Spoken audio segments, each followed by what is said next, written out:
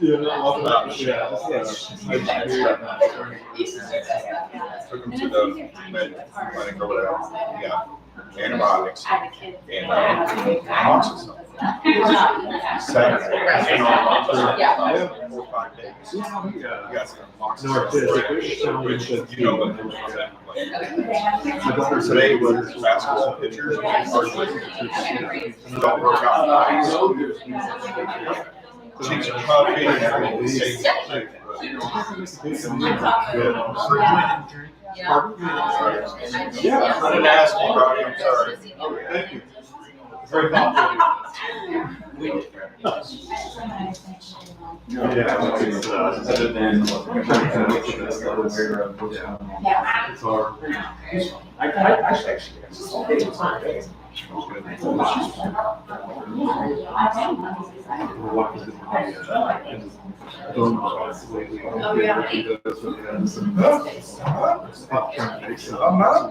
Yeah, that is a lot of. I feel like you can get that one. Very interesting.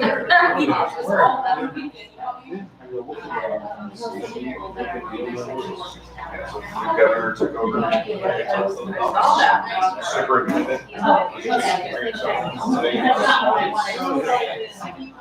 Went into the office and my mate.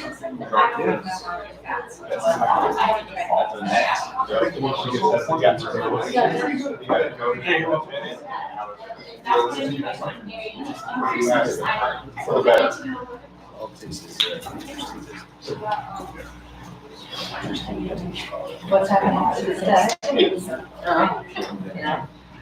That'll happen. Thanks, no. There. Oh, yes. But You don't know. Yes. Good you didn't have to. Especially if they.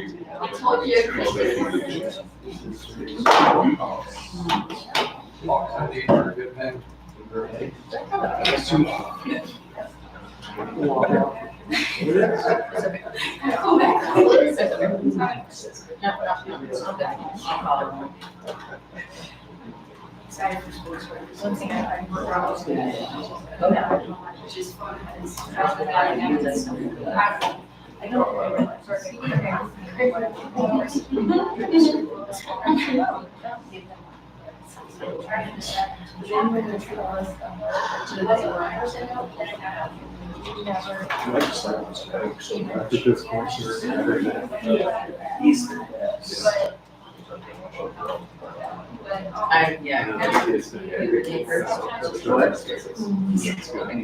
It's hard. It's always like this. Are you guys?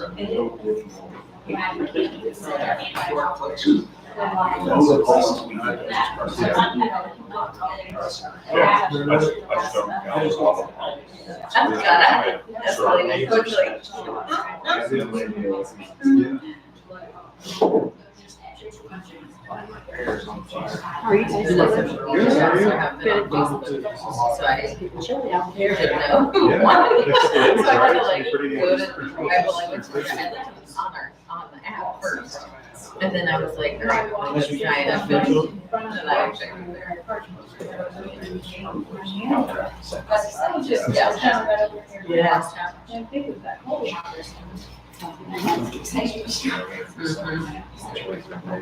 Already garage, so it's like, ooh.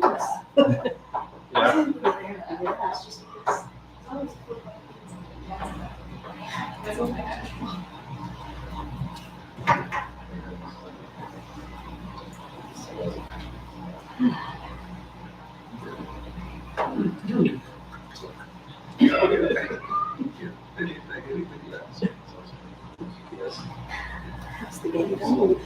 She said they were torn away when they left there. They were up by.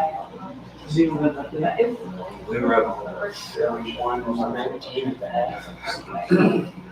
Gary, was it 41-19? Yes. Yeah. 41-19. Have you got an update? No. We had about a 4-minute stretch in the second quarter where they played like their hair was on fire. I'm sure it's getting to the third quick. The press looked good. Yes. Yes.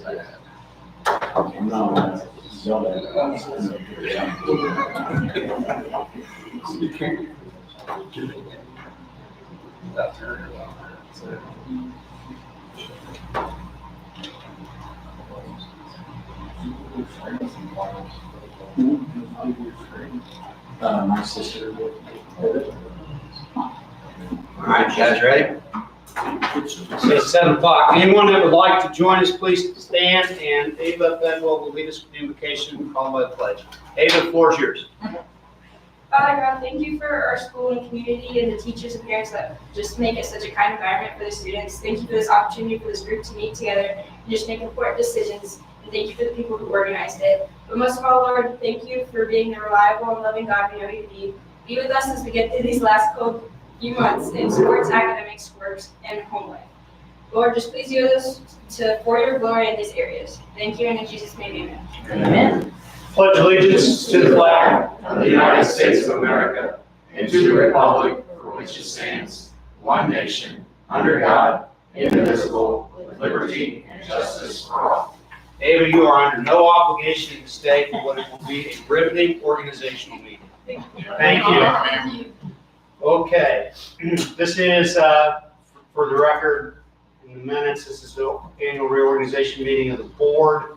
As there's not a president-elect yet, I'll run the first part of the meeting, and then once the board is elected a president, I turn the meeting over to them, he or she. There are no additions or revisions to the agenda. Under 2.3 public comment, there's no one that signed up. Public comment for our new board members is policy H225. In your spare time, if you want to read it, that was talked about by Mrs. Matthews in our training session as well. So, consent agenda 2.4 on Blue Sky, you should have 5 files. Board minutes from the 12/9 meeting, board minutes from the executive session of 12/16, and then the AP vouchers, the payroll vouchers, and the payroll claims. This requires a motion and a second from the board. So moved. Second. Motion is Lockett, Mrs. Lockett, and a second, Mr. Hensler. All in favor signify by saying aye. Aye. Opposed, same. Motion carries 7-0. Okay, 3.0, this is board action for our new members. Anytime you see BAR, it means board action required. IO, probably not shockingly, information only. Okay, so we'll do each of these individually. At this time, we'll open the floor for nominations for the election of board president. This is for the calendar year 25. I highly recommend Ms. Brooke Lockett for election of board president. Nomination from Mrs. Lockett, I second that. second by Mr. Hensler. Are there any others? Hearing there are none, close nominations. All in favor of Mrs. Lockett serving as the board president for the Triton Central School Board for the 2025 calendar year, signify by saying aye. Aye. Opposed, same. Okay, meeting is now yours. Okay, you're gonna have to help me here. I will. Okay. Same drill we just did for VP. All right, we will take nominations then for vice president. I highly recommend Mr. Travis Hensler for vice president.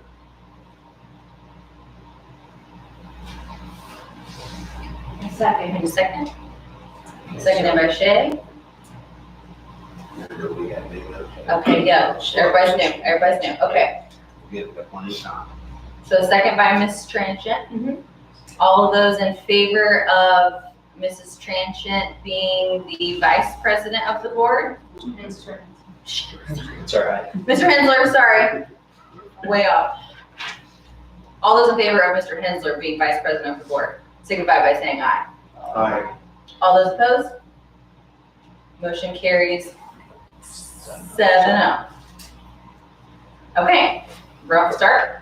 Going on to the election of board secretary. So we will take open floor for nominations for board secretary. I nominate Mr. David Blue, secretary. And a second for that? Second. And a second by Mr. Turner. Any other nominations? Being as there are none, we will close nominations. All those in favor of Mr. Turner being elected board secretary, Oh my gosh, I keep doing the last person, I'm so sorry. Mr. Plug being board secretary, signify by saying aye. Aye. All those opposed? Motion carries 7-0. We'll get there. Yep, go for it. Okay, so historically and customarily with our board, these next positions are appointed by the president of the board. There are a number of them at the top that routinely just they recycle, right? So corporation treasurer, business managers, Ms. Lovell. It is possible for the board to choose to do something different. While unprecedented, there may be some time in the future where that would make sense, okay? So this is all you, okay? Okay. But stating clearly for the record for our folks at home. Yep. And for our folks that are going to type these minutes up this week. Yep. So first appointment being the corporation treasurer / business manager. And that will, my stuff is not saying, where's that on here? Okay, that will say Miss Tammy. All right. Administrative assistant. And then for board administrative assistant, that will be Michelle Sadler. And then for the bank of deposit, we will stay with Key Bank. And then board legal counsel will stay Church, Hiddle, and Antrim with Amy Matthews as the lead attorney.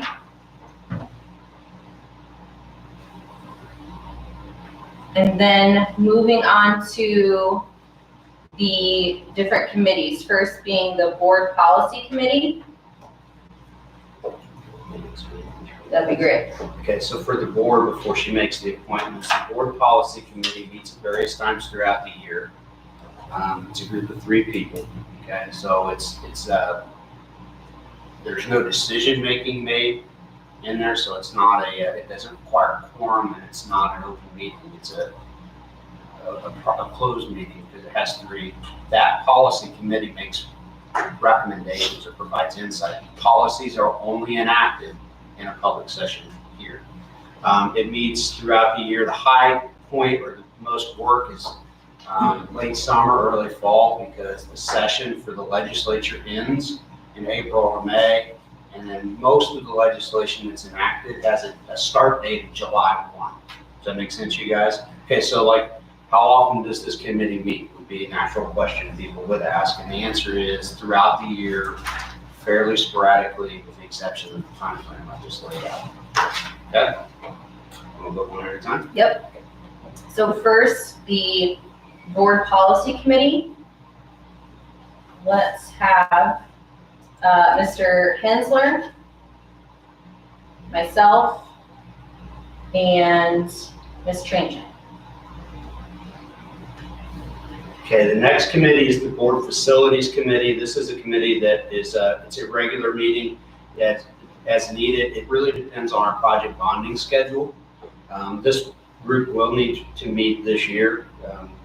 We'll talk a little bit more in the finance meeting about bonding capabilities and timelines. But this group, again, it's 3 members of the board, provide some input and some perspective on projects that deal with our facilities. So an example would be, this goes back several years, but when we initially built the field house, right? So the board facilities committee sat with those of us that were here at the time, and we talked about different design options and what kind of functionality does make sense, et cetera, right? The idea that when we come back and present to the board as a whole, it's not just the person who happens to occupy this seat in that moment, it's the board members who are involved in that design process can speak to it as well. There's years where it never meets at all. Okay, we're not in a project, we don't have anything big rolling, and there are years where, yeah, there is some initial upfront time. I suspect this committee will meet sometime this spring into early summer. Anything you want to add to that? Nope. All right, so for the board facilities committee, let's have Mr. Allen, Mr. Plug, and Mrs. Humphreys.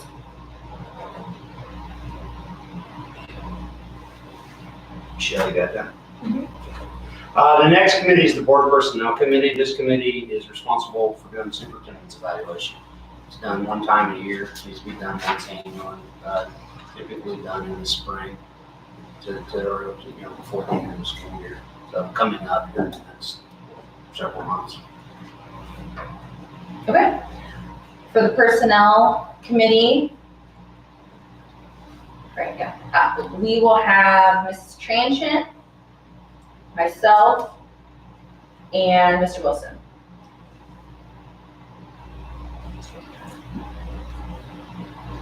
Yes, Mr. Turner. I wrote Wilson. Sorry about that.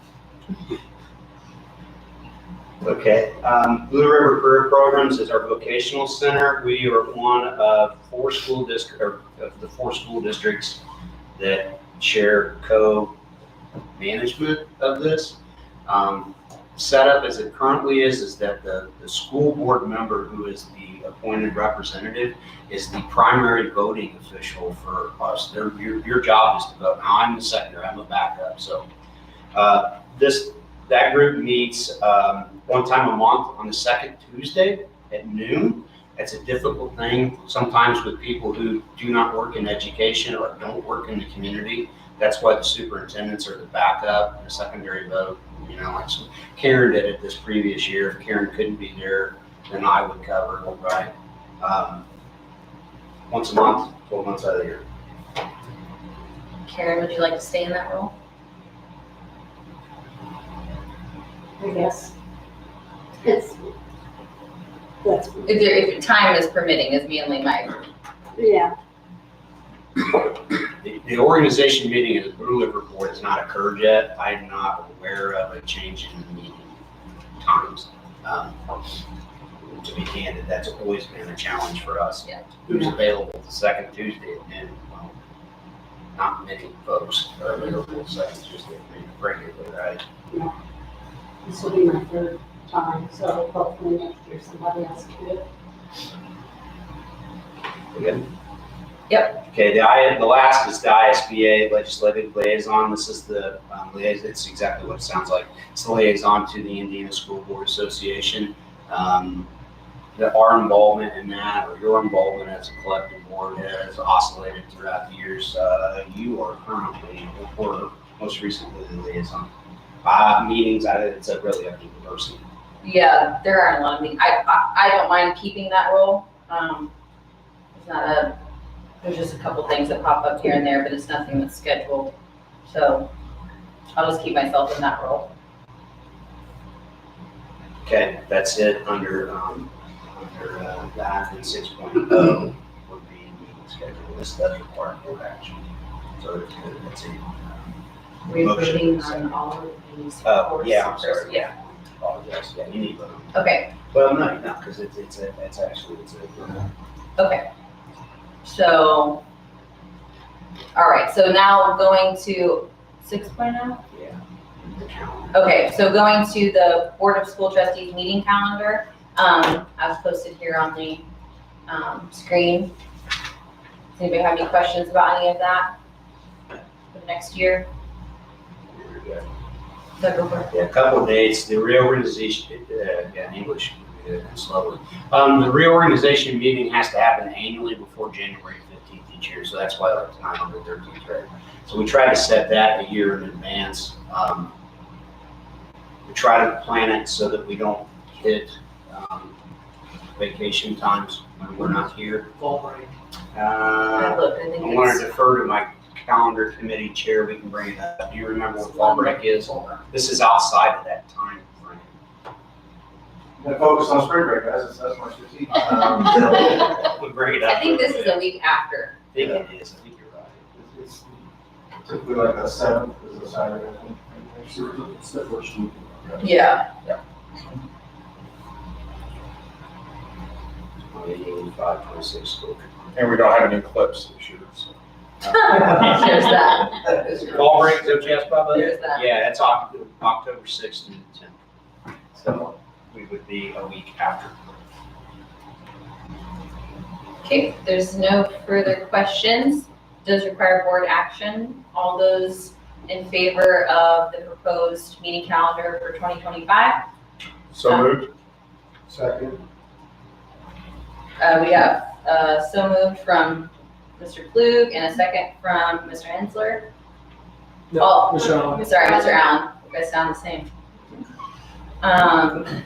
All those in favor, signify by saying aye. Aye. All those opposed? Motion passes 7-0. Superintendent's report. All Thank you. right. Take a deep breath, it's in break. Okay.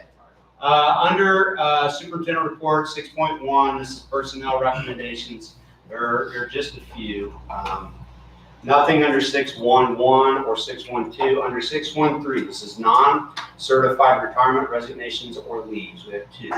Alana Ivy has submitted a notice of resignation as a head preschool teacher or lead preschool teacher.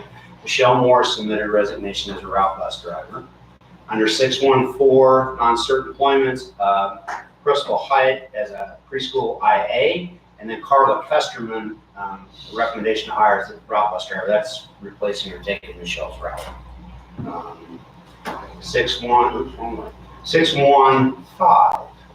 There are nothing under EC resignations. Under 6.16, ECA appointment. This is extracurriculars, it's academic or curricular nature work. Could be athletics. Jake Fleener, recommendation to hire as a 7th grade girls basketball coach. A recommendation to hire Janet Hines as a middle school archery assistant coach. And then a recommendation on Bethany Kemper, hires volunteer 7th and 8th grade girls basketball assistant coach. I would suggest that you do them all as one motion, 1 second. Happy to answer any questions anyone might have that would be appropriate for public session. If there are no further questions, take a motion in a second. So moved. A motion by Mr. Hensler, a second by Mr. Turner. All those in favor signify by saying aye. Aye. All those opposed? Motion passes 7-0. Item 6.2 is recommendation to accept donations. There are two. There's an attachment on your Blue Sky agenda that details them. In short, there's a $100 donation to FTA from Jamie Poole in honor of James Hodges. And then there is a donation of $1,000 to the district as a whole to be used for outstanding debt and food service, and that comes by way of Knopf insulation. I would recommend that we accept both donations. It does require a motion and a second. I'm happy to answer any questions about either one of those. Anyone would have them. So moved. Motion by Mr. Klug. Second. Second by Ms. Transient. All those in favor signify by saying aye. Aye. All those opposed? Passes 7-0. Okay, the next item is an information-only item. I'm going to turn the floor over to Mrs. Ockenball, who's going to give you a brief rundown of our approved 1782 notice, which is for, that's a mistake there, I'm sorry, that should say 2025. We're already through 2024. So this is for the 25 budget year, you guys. Yeah, there you go, now it's correct. Okay, Tammy, run down what we got here. So we got our 1782, and per the October resolution of 2024-03, we discussed about lowering the interest rate in debt service. So as you can see, it's 3.999. That's what we were shooting for. And then we submitted this back to the state. So our total tax rate for 2025 is 8.332. This was what we wanted to happen and got approved, and we are going to be moving forward with, there's going to be more information on that 1782 with the rates. Do you want me to do this, or you? You go ahead. You go ahead. I'll hand up towards the front. That's me. So this slide shows past history, where we have been very consistent with the total tax rate. There are reasons we were intentional this year of dropping that, which we'll get into in the financial report. But as you can see, our normal rate has been 0.8626 the last 2 years. So that's good for the consumer. property taxes. They probably won't notice it. But this is one piece that we can control. We can't control the AV from, what they assess. We'll talk a little bit more about the rates and AVs, et cetera, in the finance board meeting at the end of this regular session.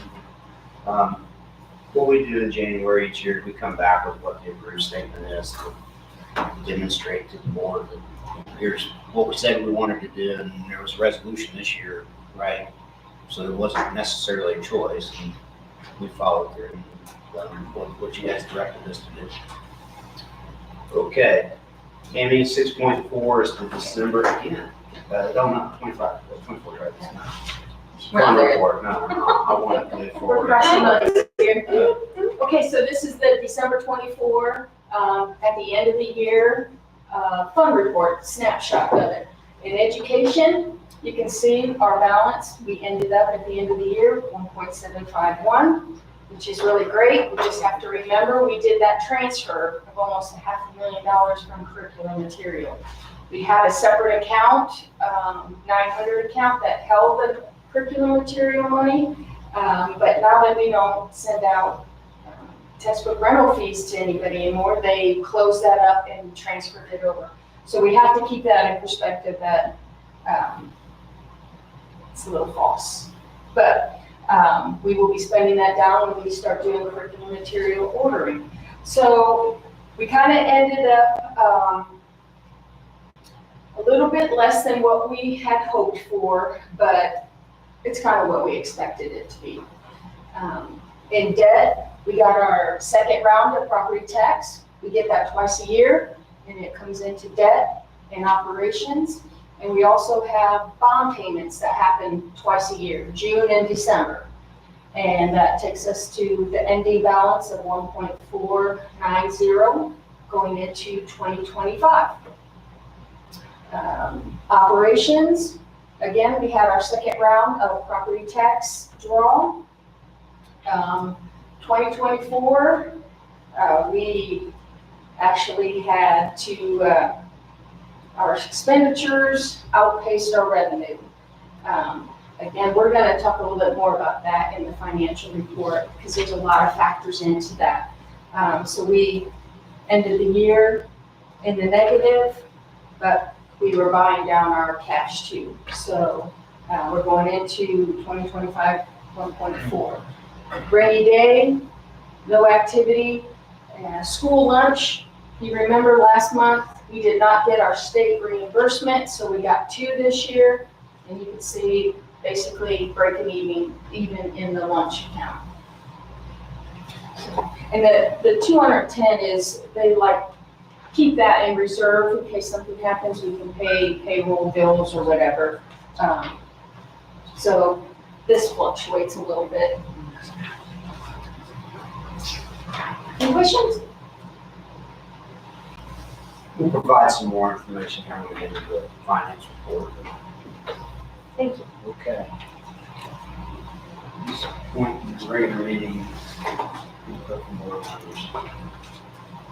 This week, you're asked a little bit. Yep. Input from board members, we can start with Mr. Turner, just so you guys have watched a couple meetings, but just anything you'd like to say at the end of the meeting here. Nothing other than just happy to serve the community and be a part of this board. So I'm excited for the next 4 years and see what comes. So happy to work with you all.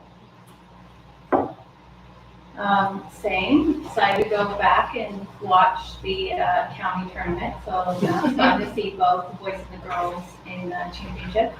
And just to say thanks, Brooke, for taking on being the president and for helping us feel more comfortable today. Kind of stumbling at times, but none of us know what we're doing yet. So That's thank you for taking that hit for us. Thank you for the grace. I'm good. I want to say thank you to Terry and the crew pushing snow. So thank you very much. You guys did a great job. Congratulations to Zoe Gray for the state, making it to state finals. When is that? Friday. Okay. I don't think, we don't have time yet, I don't think. Arbitrary something you say.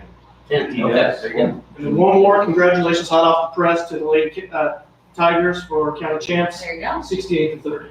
Right here. Congratulations to the girls, good luck to the boys. Zoe, could be somebody, will be good.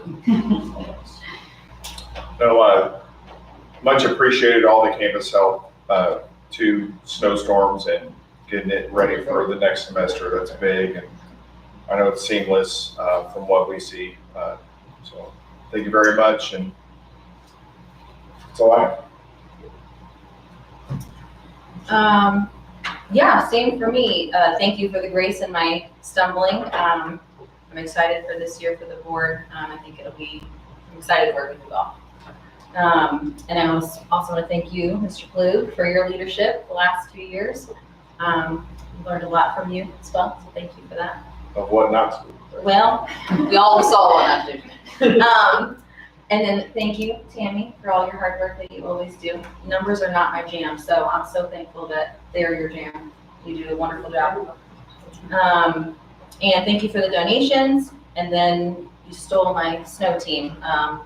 All the snow removal and all of that stuff takes so much work and effort, and it stinks being outside when it's gross. So just thank you for all that. Okay.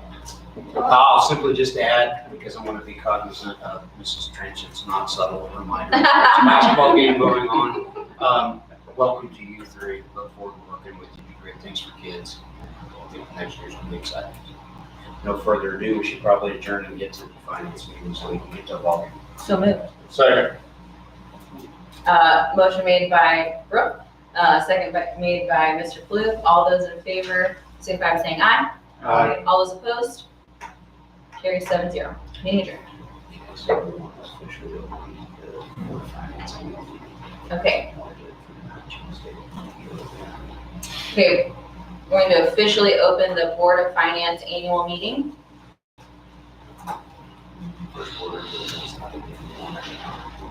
First order of business being the election of President of the Board of Finance.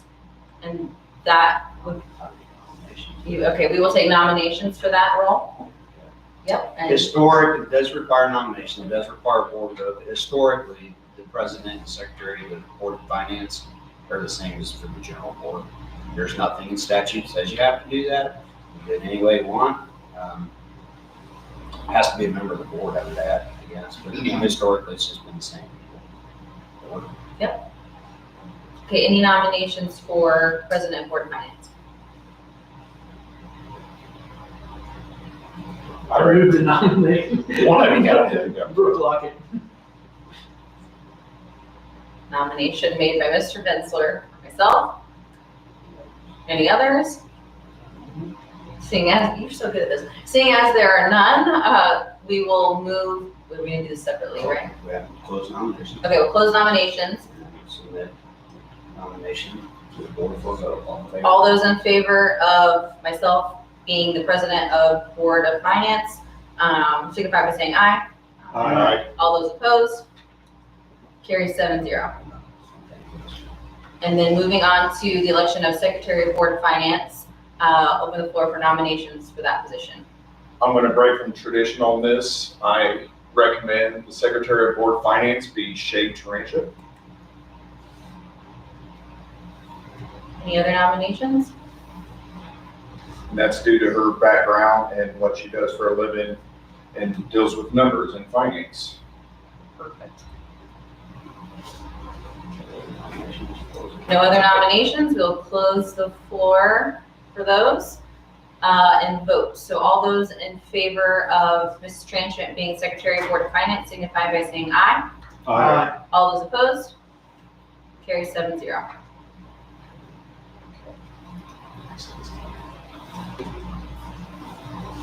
Okay. This Now- is this up. Mhm. Okay, this is the 2024 investment report. The top part is just the interest we make on our bank account, and we received 131,861 cents. We also have a CD, we invest $1 million, and we received interest on those. In June, we had it was a year CD at that time, And then the rates kind of changed and we went to 3 months for September and December's. And so that totaled $61,930.54. The grand total, $193,731.15 for the year of 2024. Tammy, as a comparator to a year ago, this report a year ago, interest earned was The 80, about $80,000. 80,000. So that's when we decided to put, get into a CD and invest $1 million. So when the 3 months come up, I look at the rates and it is with our bank. They kind of do it all electronically and they've been competitive. So we just kind of, this last time, 3 months was at 4%. So we went with the best rate. It gives us a little bit more flexibility, 3 months. If something changes, we have that flexibility of moving it or going into something else, so. Questions about earned interest report? Happy to field them if anyone else. No? Okay, we'll move on. Yep. Okay, so item number 11 is the DUAB fiscal indicators. And in layman's terms, DUAB is an acronym for the Distressed Unit Appeals Board. This is a government entity set up by the state to primarily work with units of government that were distressed. And two of the main catalysts for this were financial troubles that happened now some time ago. Some members of the board may remember in Muncie and in Gary. So Gary Schools was taken over by the state and so were Muncie Schools, and there was quite a bit of financial distress there. The concept behind DUAB, and this illustrates the Indiana code that governs this, is to help those communities manage their schools out of their public schools out of that financial distress. Now, a piece of that was set up, and the reason why it's relevant tonight is that it requires all school districts to do an annual financial report like we're doing, using the financial metrics or the indicators that are set up by the state. I don't want to editorialize much, but good school districts have always done this. Responsibly managed school districts, right? It didn't need to be enshrined in code. That's what people were doing.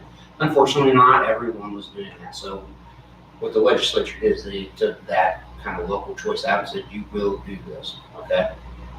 So you can find at this web link, you can find information on this district and every other district in the state of Indiana using the same kind of metrics or comparators.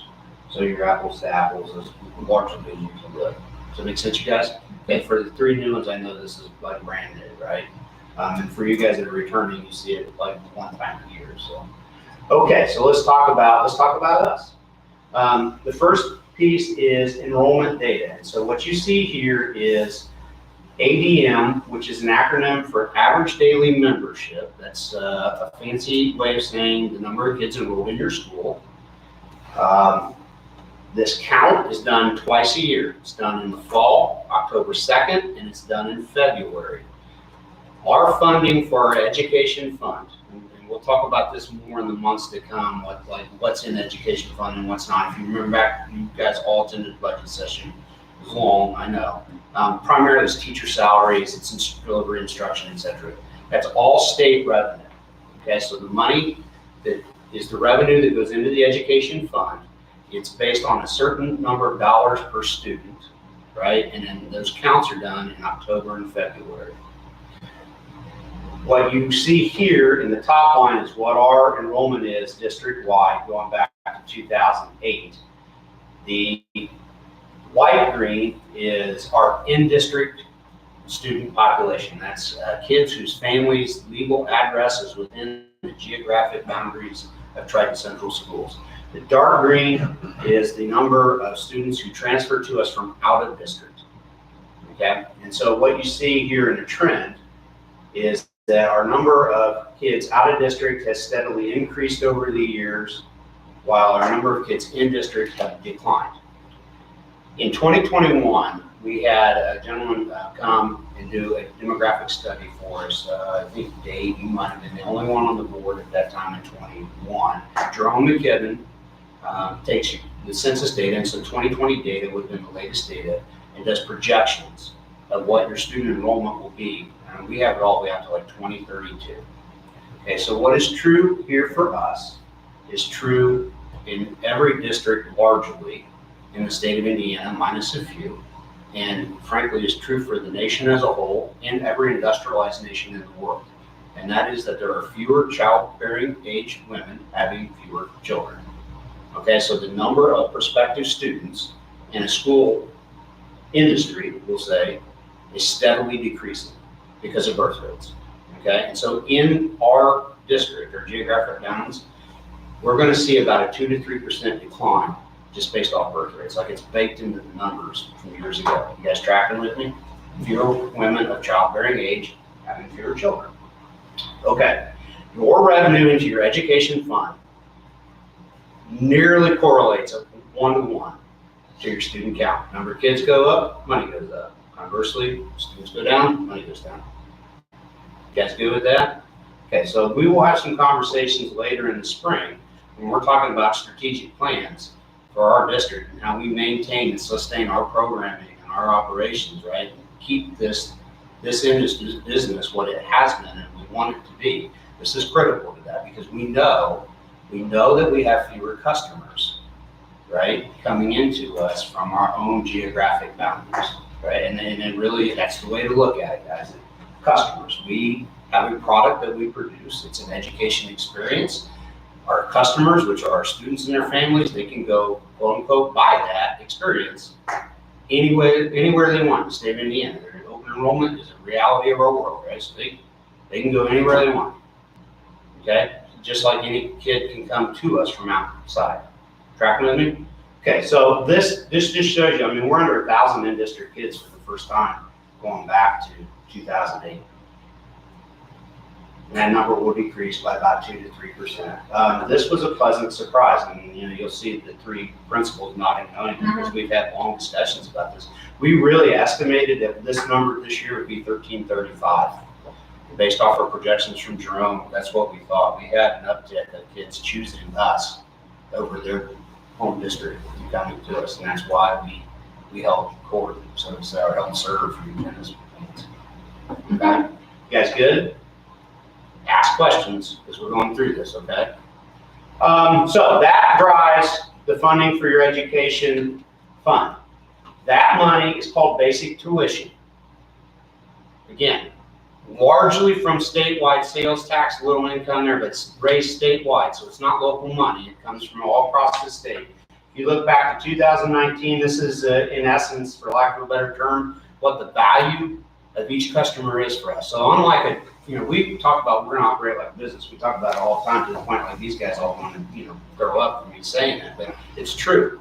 The only difference is unlike other businesses, we don't get to set our pricing structure. It's dictated to us by the state. Okay, so we don't get to determine our pricing. Folks in Indy tell us what our pricing are. So this is what the pricing's done over the years. It's gone from $5,900 a head in 2019 to now just $7,000. So if you look at over that time span, that's about an average 3.5% increase, okay, in our revenue per attendee. So that becomes really important. And when you balance that against what is your, if the money per head has gone up, but the number of heads has gone down, right? Like net, where are you at? You guys tracking with me? And then you got to compare that against inflation, because what you'll find is that our revenue has not increased at the same pace as inflation. So our expenses are moving at a pace that outdistances our revenue increases, okay? Because we don't, unlike, Hewlett Packard, like we can't go change the price, or Apple, right? I can't change the price of this computer. We don't have that ability. All right, so that's price per head. This data represents the education fund revenue coming to us as a result of our number of students and the price per head. So let's flip down here to 80, and you can see this is just the data I showed you in that earlier chart is still down back to 2019. So what you see is over that time period, we've had just under a 2% decline in number of students. So that largely offsets, right, a 3.5% increase in the price. And so what you see in our actual incurred revenue is about a 2% gain. When you look at inflation over that time, it's about 3-4%. Okay, so like our increase in revenue is lagging our cost of operations by any objective measure. A lot of words. Does that make sense? Okay. And that's just showing this all in one shot. So look, this is our future. This is our present reality, and it is our future. This is what we will continue to see. Can't guarantee you what this is going to look like. There's folks in the General Assembly that determine that. Okay, they just started today, as we know. Early word out of that body is that it's time to tighten the belt and buckle down.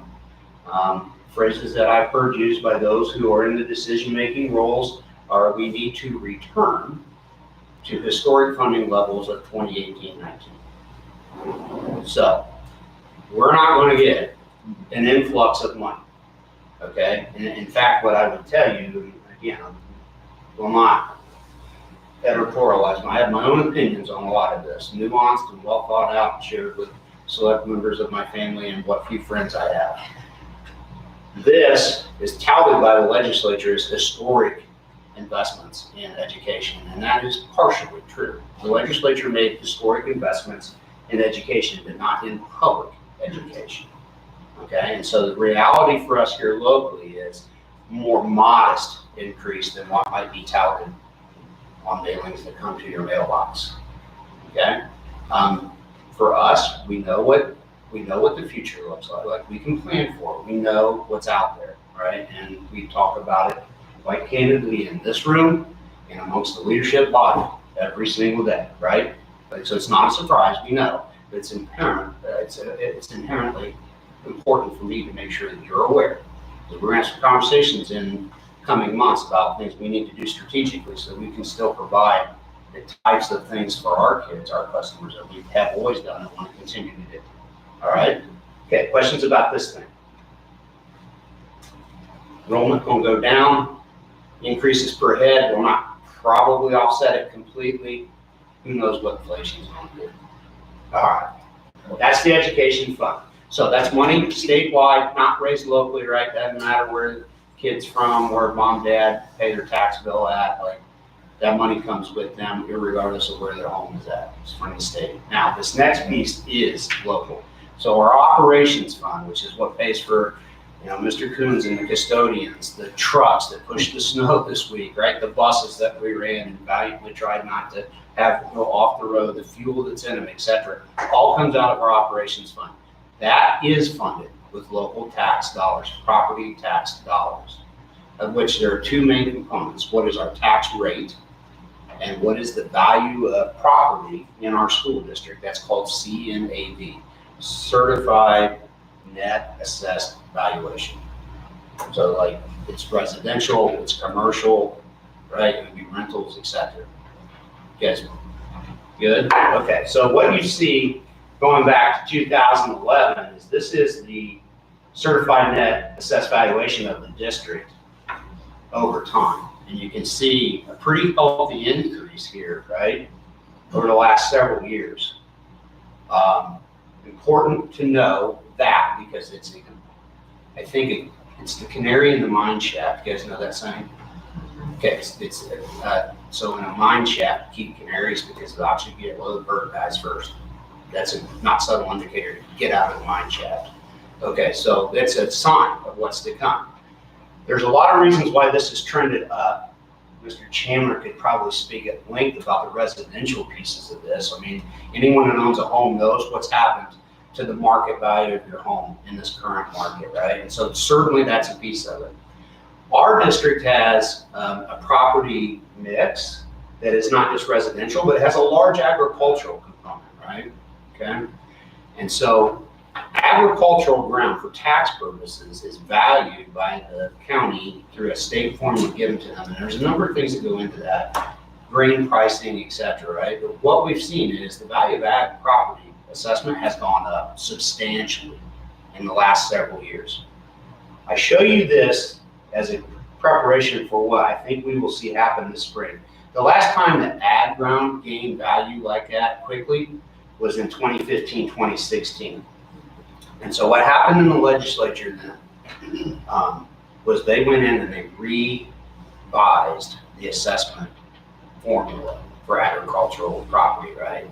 And what we saw was about a 12 to 13% decline in our AV. And I don't want to get into the merits of good, bad, it's just it is, okay? And it's very reasonable to expect that we will see on a state level some sort of review and revising of agricultural valuations. And we can expect that what we're going to see is this trend, just like we saw it back in this time frame, not quite 10 years ago. Does that make sense to you guys? Okay, as we start to talk here later in the spring, we're going to have our partners that work with us, our financial advisors from Stiefel, our bond legal counsel from Ice Miller. We have an analytics group, policy analytics, that will come in probably April or May, and they will go into like, here are our possibilities, here's different models of what our tax rate would look like if you do this or do that. A piece of that we have asked policy analytics to do is break down very granularly what is our assessed valuation, like what kinds of properties make it up. So that as we're tracking what's going on in the legislature this spring, we can have a sense of what's coming. Like, hey, if they do this with farm ground, like this 623 million is going to probably become this.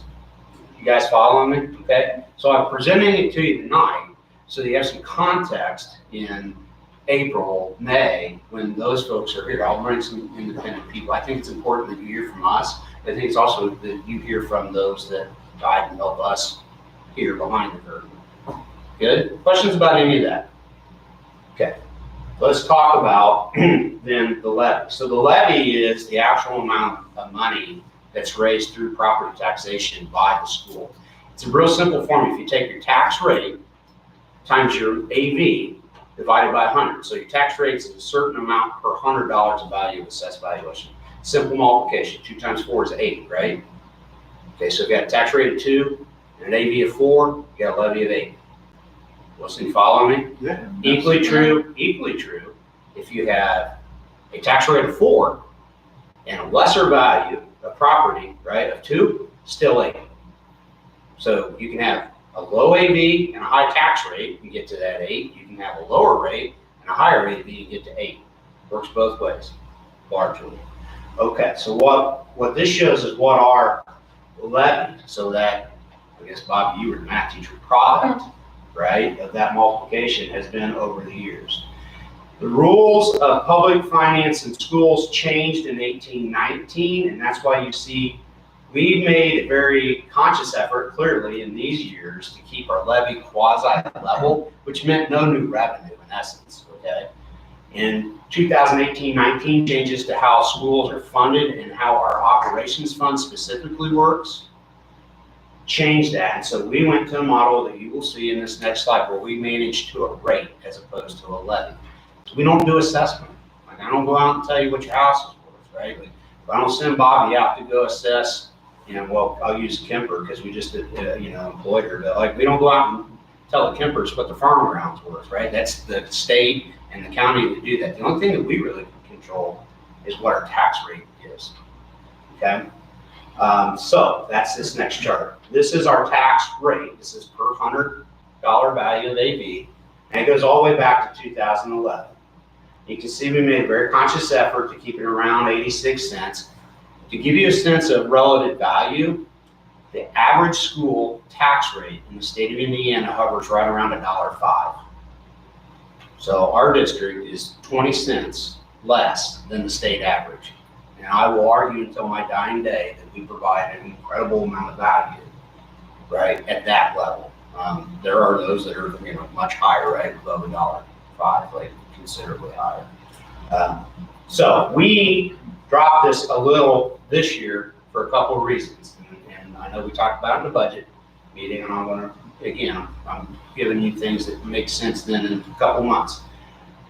We're very aware of this trend in our AV. And so we want to run the schools in a responsible manner, We want to provide programs and opportunities to our kids that we know are important to our families. But we also can't lose sight of the fact that we have a community and a public we serve, and we need to be conscious of what we ask of them. Okay, so as AVs are spiking, and the legislature clearly can't go in that moment, right, and do something, we want to be conscious of not asking for more than what was necessarily needed, right? Okay, so we made a strategic decision during the budget session this year to drop this rate incrementally because we know that the AV has gone up. The other thing this does is it does set up a debt service rate of under 40 cents, which will allow this body to consider taking a bond on and doing it in a way from a public hearing standpoint that's quicker and more streamlined and more expedient. Okay, so we purposely dropped that below 86 cents this year for those two reasons largely. And I want to be clear about that for everybody. Questions about that? Okay. Just sorry, you mentioned the average rate for the state. Yeah. What about comparatively for people similar to us? Well, you want like size or geographic? Whatever. Or near neighbors? Yeah, sure. Shelby Eastern and Shelby Central are right at the state average. Southwestern historically has been one of, if not the lowest in the state, but they took on a bond to do some work. I think they're around high 70s to maybe 80 cents. Eastern and Central are at like $1.05, $1.06. And I talk to those folks all the time. Those two entities, their policy is to stay at the state average. Sure. Okay, so we're about 20 cents below that. That helps. Yeah. Now look, if there's like, like what Sure. Fish is doing or Hampton, like different. If you get to southern Indiana, right, like they have a less of an ability at times, right? Yeah. You gotta know where you're at, I guess. Other questions about that? It's a great question. Okay. This is our combined cash balances in both the education fund. So this is, again, state source revenue. This is operations that, again, largely is property tax, not solely. Coming months, I'll break down, where all the money actually comes from for you, okay? And then our rainy day fund. So what you can see going back to 2011, we were as low as $2 million in 2013. We've been as high as 4.5.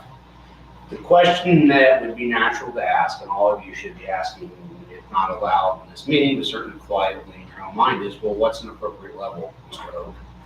And I would tell you that it's not this. Okay, this is indefensibly low. I would argue equally that this is indefensibly high. Okay, we're not a bank. We're not the bank in New York, right?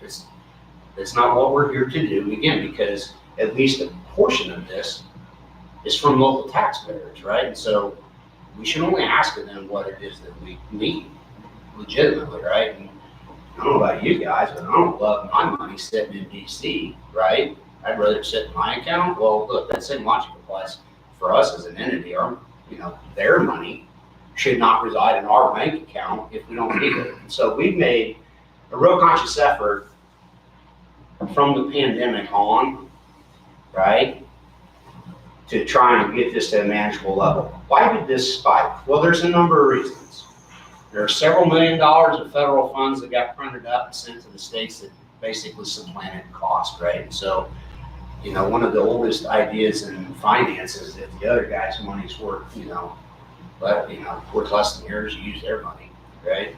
Yours worth more, keep yours. Well, their money was worth less than ours, so we used COVID funding, right, during that time. And so some of this increase due to that conscious effort to try and get those balances back to where they need to be. I'll tell you, 22 to 25% of your expected expenditures is the benchmark. It's not 30, and I'm going to show you in the next slide historically we're at. So, it's not written in stone. It's not the 11th commandment, but that's a good rule of thumb. Is you want to keep maybe a quarter of your expenses, right, for unforeseen, unexpected, moments. And what happens if the state's late on their payment, right, to you? What do you do if, for whatever reason, we go from what is historically an excellent payer rate for property tax, like near 100%, to something atrociously low? And I've been in some other districts where it was 80%, like only 80% of people pay their taxes. So if that's the case, you gotta keep more cash on hand because you still gotta make payroll, you still gotta pay your utilities, right? It still costs operation. You don't get to suspend those payments because someone didn't pay their bill, tax bill, right? Or the state was late in sending their money to us. You guys following with me? So about 25%. And within each fund, there's a little different theory. Again, this is local stuff that we do. In operations, Tammy talked to you about, like we went below our target just a little bit. You try to keep about 5.5 months of cash on hand in operations because you get a draw in June and you get a draw in December. So what you want to do is you want to have enough cash to bridge to June and then enough cash to bridge July, December. You guys good? Okay, watching my time. Here is those balances versus the expenditures for those funds and then expressed as a percentage. Okay, and so you can see here we set just under 24. Year prior, we're a hair above, high, high, high, high, way low. Okay? Everything has context. The more things stay the same, the more they change. Like there are times when maybe you want to carry a little more cash. Back in 2020 in the pandemic, we didn't know what was going to go on. We held more cash. So we didn't know. I mean, the world was shut down. It's unprecedented, right? We knew we needed to make payroll. We needed to keep families whole. From an employee standpoint, we held on to more cash than maybe we typically would have for worst case scenario. Unfortunately, from a financial sense, that didn't happen, right? The state made a payment every month. Shockingly, people paid their property taxes on time. Like, we didn't have the financial crisis that you might have expected. You had a question? Just real quick, so just be sure the rainy day fund though can be applied to either the education fund or the operations fund. Yeah, the rainy day fund can be used for any purpose that this board were to vote. Now, you have to do an additional appropriation, Mr. Triton. So what that is in layman's terms is it requires a notice to the public of an additional appropriation. It has to be approved in a public meeting, et cetera. But I mean, you can pull, about 840, 10. You could pull and cover anything, literally. Previous boards, we've always held on to that with the idea that if we ever had the water treatment plant go out and we had an emergency measure there, if we had something in our special ed program where we needed to incur costs with the residential placement of a child, it can be incredible, like hundreds of thousands of dollars, that we would have the ability go to the rainy day fund and do it. You can use it for anything you want. It's intended truly for a rainy day, not necessarily projects of convenience or want, or you know what I mean. But it is solely a function of this board of 7. Other questions? Okay, so that's a lot, and I know we're probably into halftime there. Here's what I would tell you to keep in mind as we're moving forward in this current year 25 and forward. Okay, so there's a couple assumptions in-house that we're operating off of as we're having strategic conversations about how do we maintain and sustain the good things that we're doing on this campus. And the one is that we will continue to see a downtrend and a decline in that enrollment of 2% in district. Okay, that is baked into the numbers, and minus a turnover of housing ownership of existing owners, right? Because there's a housing shortage in our district. You guys know that. That will not change appreciably. I will note this, and I won't be conscious of taking too much time. One of the things that Dr. McKibben told us is that we will see some slight in-district growth in about 2031, 2032. As you guys remember, you guys always get after me for telling the straight truth on this, and it's largely because of this. The baby boom generation will get to an age where either they're going into assisted living or they're no longer living. And so existing homes will change ownership in about 2030, 2031. And at that point, there is the capability and possibility for young families to buy homes that are not available on the market right now. And we could see a small uptick in in-district enrollment because of that. Okay. Otherwise, we're going to decline to 2% for the foreseeable future. I think at best we should hope that we see a modest 2% increase in basic grant funding from the state. They've missed their revenue projection again. Every indicator is that there's economic lean times coming. Hence, we're in a 3-month CD and not a 12-month CD because the rates are better on short term than long term because there's a lot of uncertainty in the economic world right now about what the future's gonna look like, right? Max levy growth quotient. This is what the percentage is that our operations fund is allowed to grow each year. Now, bear in mind, that's on property taxes, right? And so MLGQ, max levy growth quotient, is a measure that the state uses to say you can increase your operations tax levy by this percent. By statute, it's defined as the 6-year moving average of the growth of non-farm income in the state of Indiana. I'd say that 3 times. Beetlejuice shows up. Last year, to control the growth of property taxes on folks due to their properties being valued higher, right? And the very real influence of federal dollars during the pandemic being in people's reported incomes, right? So max levy growth quotient high, like ours, we would have been able to raise that by 6.5% because of those factors. The legislature froze it across the board for everyone at 4%. And it's reasonable to assume in the current political environment that that will remain. So we can only increase our prices, max, right, by 4%. Balance that against inflation. Our utilities are increasing by more than 4%, right? Health insurance increasing by far more than 4% in most places. That's a reality. It's an is. We have zero ability to influence that. We have to accept it as an input into this problem that we're trying to deal with and solve and move on. You guys good? Okay. You can assume that our AVs will decrease, largely due to agricultural. There is, if you've not been paying attention, the governor that just took the oath of office ran on property tax relief, and virtually every member of the legislature will run on that as well in the next interim elections. So you don't have to be Carnatic magnificent to figure out that that's probably something that's going to occur to some degree. And then lastly, we can just assume that we're going to lag inflation for both of these funds. So our expenses are going to rise quicker than our revenues. So if we work together on budgets in the next several years, like those are the inputs, okay? Okay, that's it. Questions about that? My intent is, Mr. Chandler's going to present. I shared this with you guys individually in your updates, but he's going to provide some academic reports in the next February, March.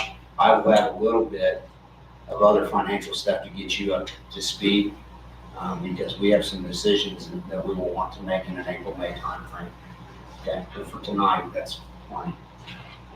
That satisfies the state's requirement for fiscal indicators, Mrs. Lockwood. Thank you. That, I think we can adjourn the meeting. Motion for adjournment. So moved. Second. Motion by Mr. Hensler, second by Mr. Allen. All those in favor, signify by saying aye. Aye. All those opposed? That's 7-0, meeting's adjourned. Okay, thank you, guys. Thank you. Thank you. And we got done in an hour. The game's not done yet, right? Start Okay. You have a form ready to